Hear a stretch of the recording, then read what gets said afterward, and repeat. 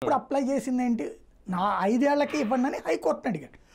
పాస్పోర్ట్కి నువ్వు దానికి ఏంటి సంబంధం, దాని ఆస్పెక్ట్లో అడిగాడు.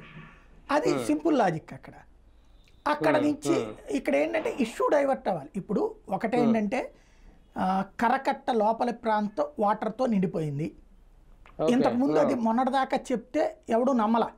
అంటే ఎందుకంటే మనం చదువుకున్నటువంటి వాళ్ళే ఎక్కువగానే ఉన్నారు, కానీ మనం మన పార్టీకి మనకు నచ్చిన వాడు ఏది చెప్తే అది కరెక్ట్ అనేటటువంటి కోణంలో ఇదివరకు ఏదో ఒక సామెత ఉంది, చదువుకున్నోడి కంటే డాష్ డాష్ ఓడే బెటర్ అని చెప్పేసి.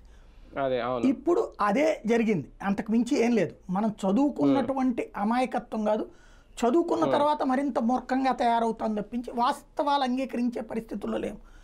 విద్యావంతుడి యొక్క మేధో ద్రోహం లేదా విద్యావంతుడి యొక్క మేధస్సులో ఉన్నటువంటి మైనస్ అన్నది ఇక్కడ సాక్ష్యం, అంతకు మించి ఏముండదు. ఇక్కడ సింపుల్ లాజిక్ ఏంటంటే జగన్కి చెప్పడం చేతకాల, తెలుగుదేశంకి లేదా చంద్రబాబుకి చెప్పడం చేతకాల.